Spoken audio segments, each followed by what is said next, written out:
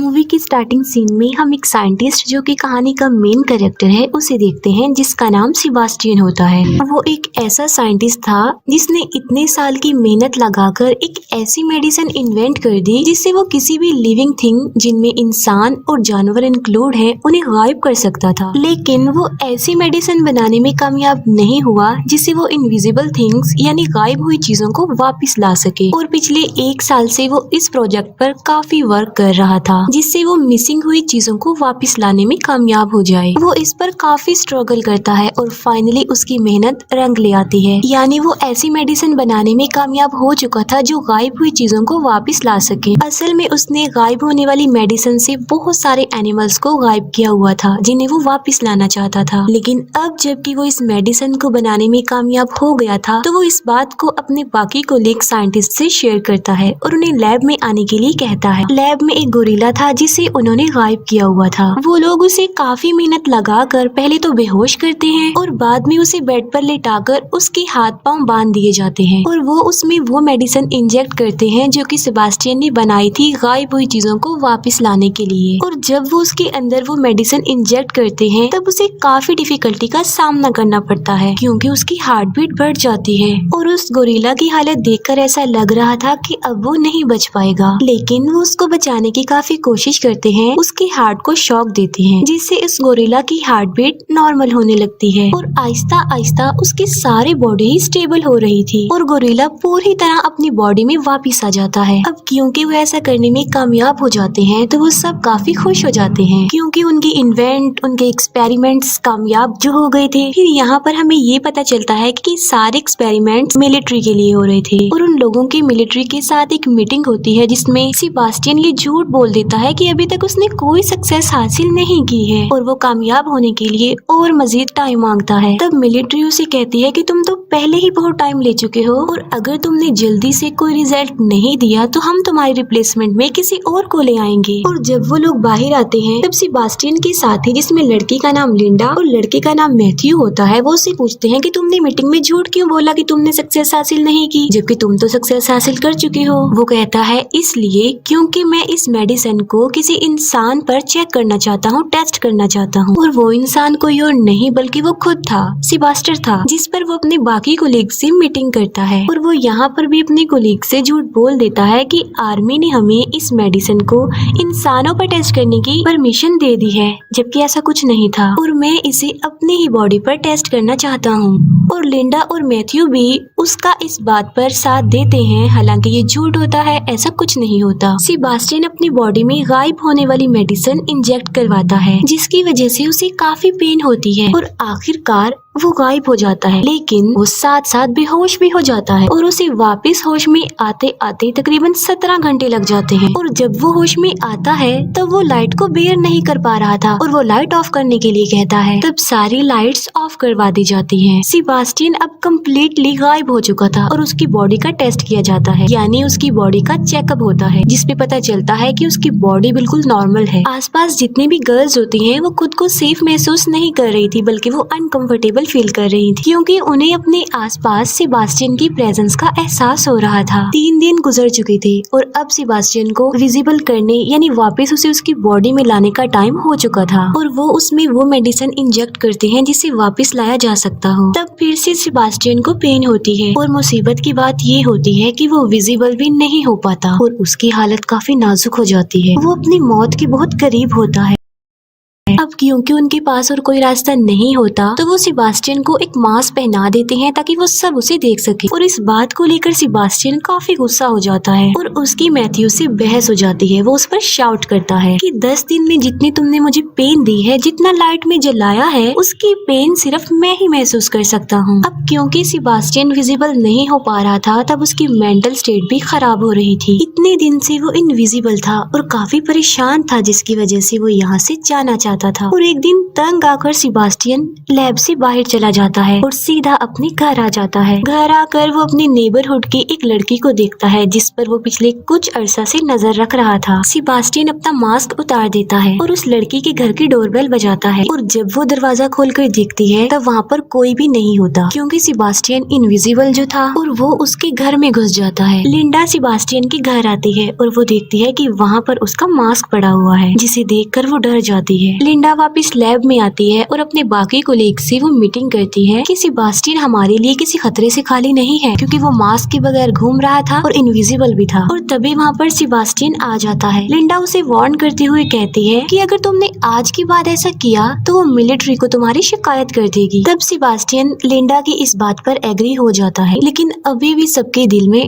डर था क्योंकि सेबास्टियन दिमागी तौर पर काफी अजीब था और वो ये डिसाइड करते हैं कि वो हर वक्त सेबास्टियन पर नजर रखेंगे। हालांकि सेबास्टियन इनविजिबल होता है लेकिन उस लैब में एक ऐसा कैमरा था जो उसे इनविजिबल होने के बावजूद भी देख सकता था और इस बात का सेबास्टियन को भी पता था कि उस पर नजर रखी जा रही है, जिसकी वजह से अब वो इस लैब से बाहर नहीं जा सकता और इसीलिए वो कैमरा की सेटिंग को खराब करके पिछली कोई रिकॉर्डिंग प्ले कर देता है जिससे सबको ये लगे कि वो अभी भी लैब में है। और ऐसा करके वो लैब से बाहर चला जाता है और वो सीधा लिंडा के घर जाता है और वहाँ जाके उसे पता चलता है कि लिंडा और मैथ्यू रिलेशनशिप में है, जिस पर उसे काफी गुस्सा आता है क्योंकि वो लिंडा को लाइक करता था और गुस्से में आकर वो उसके घर की विंडो का ग्लास तोड़ देता है। और लिंडा जब बाहर देखती है तब वहाँ पर कोई नहीं होता। तब उसे डाउट होता है कि कहीं ये सेबास्टियन तो नहीं है और ये बात कंफर्म करने के लिए वो लैब में कॉल करती है और लैब में जो आदमी होता है वो लिंडा को बताता है कि सेबास्टियन यहीं पर है क्योंकि अभी भी वहाँ पर वो पुरानी वीडियो फुटेज चल रही थी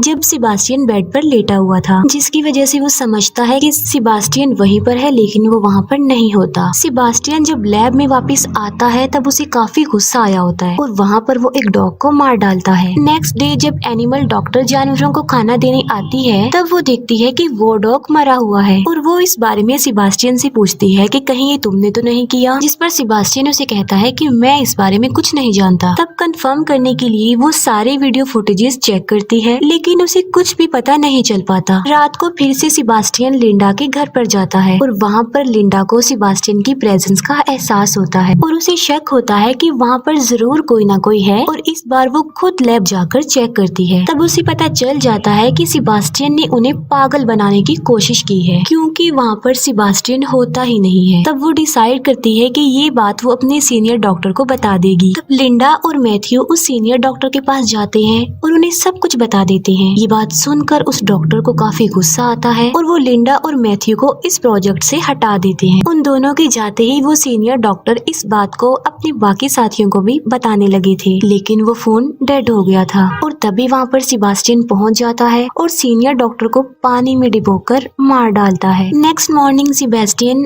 वापस लैब में आ जाता है। लिंडा और मैथ्यू उस सीनियर डॉक्टर की कॉल का वेट कर रहे थे क्योंकि आज उनकी मीटिंग थी। अब क्योंकि वो सीनियर डॉक्टर मर चुका था तो उसकी कोई भी कॉल नहीं आती। तब चेक करने के लिए लिंडा उस डॉक्टर के घर पर कॉल करती है। तब उसे पता चलता है कि डॉक्टर की पानी में डूबने की वजह से डेथ हो गई है। तब लिंडा डिसाइड करती है कि वो इस प्रोजेक्ट के बारे में सबको बता देगी क्योंकि सेबास्टियन की रियलिटी यानी कि वो इनविजिबल है ये सिर्फ वही लोग जानते थे जो लैब में थे, बाकी और किसी को भी इस बारे में कुछ नहीं पता था। और जब वो कॉल मिलाती है तब उसका फोन भी डेड हो चुका था और तब वो वहाँ से बाहर निकलने की कोशिश करते हैं लेकिन कोई भी डोर ओपन नहीं हो रहा था क्योंकि सेबास्टियन ने सब डोर्स के कोड इनएक्टिव कर दिए थे और वहाँ पर सिर्फ सेबास्टियन का कोड ही एक्टिवेट हो रहा था। वो लोग डिसाइड करते हैं कि कुछ भी हो जाए वो सेबास्टियन को पकड़ के ही रहेंगे क्योंकि अभी भी वो उसी लैब में ही था। उनमें से एक लड़की जिसका लैब में कुछ रह गया था और जब वो वापिस उसे लेने जाती है तब सेबास्टियन उसे मार डालता है। उन लोगों को पता चल चुका था कि सेबास्टियन उन्हें एक एक करके मार डालेगा क्योंकि वो नहीं चाहता था कि किसी को भी उसकी रियलिटी पता चले कि वो इनविजिबल है। लैब में एक ट्रेसर की हेल्प लेकर वो सेबास्टियन की लोकेशन ढूंढ लेते हैं और वहाँ पर उसे पकड़ने के लिए दो लोग जाते हैं, एक तो मैथ्यू होता है और दूसरा उसका फ्रेंड होता है। वहाँ पर सेबास्टियन मैथ्यू के फ्रेंड को इंजर्ड कर देता है। मैथ्यू सेबास्टियन पर फायरिंग भी करता है लेकिन उसे कुछ भी नहीं होता और वहाँ पर उसके शैडोज नजर आने लगते हैं और वो वहाँ से भाग जाता है। मैथ्यू के फ्रेंड का काफी खून बह चुका था और उसे ब्लड की जरूरत थी। तब लिंडा की फ्रेंड ब्लड लेने जाती है और वहाँ पर सेबेस्टियन भी पहुँच जाता है और वो उस लड़के को मार डालता है और इतनी ही देर में मैथ्यू का फ्रेंड भी मर जाता है। अब सिर्फ 3 लोग ही जिंदा बचे थे, जिनमें थी लिंडा, मैथ्यू और उनका वहाँ पर एक और फ्रेंड। अब वो लिंडा की फ्रेंड को ढूंढते हैं जो कि ब्लड लेने गई थी और उसकी डेड बॉडी उन लोगों को एक फ्रीजर रूम में मिलती है। लिंडा और मैथ्यू के अलावा जो सर्वाइवर था सेबेस्टियन उसे भी मार डालता है और वो उसे लोहे के रॉड से मारता है। और जब मैथ्यू अपने फ्रेंड को बचाने की कोशिश करता है तब सेबेस्टियन उसे भी इंजर्ड कर देता है। वो लिंडा और मैथ्यू को उस फ्रीजर रूम में बंद करके फ्रीजर ऑन कर देता है और उन लोगों को वहीं पर छोड़ देता है और वहाँ से चला जाता है। वो उन दोनों को कोल्डनेस की वजह से मारना चाहता था और फ्रीजर का टेम्परेचर आहिस्ता आहिस्ता डाउन होता जा रहा था, लेकिन लिंडा फिर भी हिम्मत करके दरवाजा तोड़ने की कोशिश करती है, लेकिन वो ऐसा नहीं कर पाती। मैथ्यू जो कि काफी इंजर्ड था और इसी वजह से वो बेहोश होता है। फिर हम सेबेस्टियन को देखते हैं जो कि अच्छे से रेडी हो जाता है और एक केमिकल को यूज करके एक बॉम्ब बनाता है और बाद में उसका टाइमर सेट करके वहाँ से चला जाता है। दूसरी तरफ लिंडा भी मैग्नेटिक पावर का यूज करके दरवाजे को खोलने की कोशिश कर रही थी और इस बार वो कामयाब भी हो जाती है और डोर ओपन हो जाता है। डोर ओपन होने के बाद वो मैथ्यू को वहाँ से निकालने लगती है और उसके पास आग जला देती है क्योंकि उसकी बॉडी काफी ज्यादा ठंडी हो गई थी। और अब लिंडा उस जगह पर जाती है जहाँ पर सेबेस्टियन होता है। सेबेस्टियन जो कि लिफ्ट में था और लिफ्ट का दरवाजा बंद होने ही वाला होता है कि तभी वहाँ पर लिंडा आ जाती है। लिंडा के हाथ में एक सिलेंडर होता है जिसे वो जलाकर सेबेस्टियन को जला देती है। सेबेस्टियन जो कि सारा जल चुका था तो आहिस्ता आहिस्ता उसकी बॉडी भी जलती जा रही थी। अब क्योंकि सेबेस्टियन इंजर्ड भी था और काफी गुस्से में भी था तो वो लिंडा से अपना रिवेंज लेना चाहता था, उसे किसी भी सूरत में मारना चाहता था। फिर लिंडा आग बुझाने वाली पाइपलाइन को ऑन कर देती है जिससे वहाँ पर पानी गिरने लगता है। अब सेबेस्टियन हल्का हल्का नजर आने लगा था और वो लिंडा को काफी बुरे तरीके से मारने लगता है और उसकी गर्दन पर पाँव रख कर उसका गला दबाने की कोशिश करता है। लिंडा ऑलमोस्ट मरने ही वाली होती है कि तभी वहाँ पर मैथ्यू आ जाता है जिसके हाथ में लोहे का एक रॉड होता है और वो उस लोहे के रॉड से सेबेस्टियन के सर पर स्टैब करता है जिससे सेबेस्टियन वहीं पर ही गिर जाता है। फिर मैथ्यू लिंडा को उठाता है और वो दोनों वहाँ से जाने लगते हैं। सेबेस्टियन जो कि अभी तक मरा नहीं था बल्कि जिंदा था और वो उसी रॉड को उठा लेता है और वो उस रॉड से मैथ्यू को मारने ही वाला होता है कि मैथ्यू को पता चल जाता है। तब मैथ्यू सेबेस्टियन को धक्का दे देता है और वो रॉड इलेक्ट्रिक वायर से टकरा जाता है और करंट सेबेस्टियन की पूरी बॉडी में फैल जाता है जिसकी वजह से सेबेस्टियन वहीं पर गिरकर बेहोश हो जाता है। फिर लिंडा और मैथ्यू उस जगह पर जाते हैं जहाँ पर सेबेस्टियन ने वो बॉम्ब सेटअप किया हुआ था।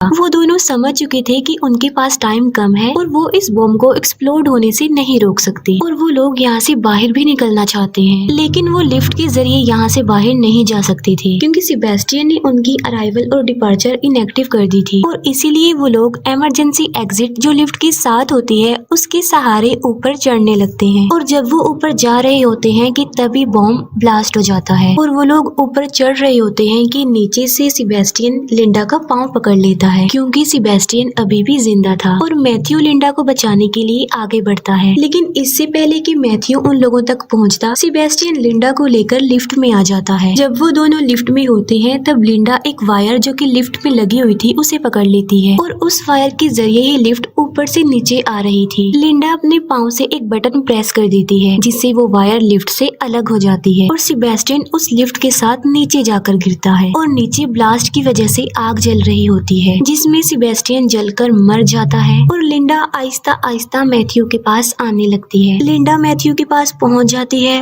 और वो दोनों बच जाते हैं और खुश होते हैं और इसके साथ ही ये मूवी यहीं पर एंड हो जाती है।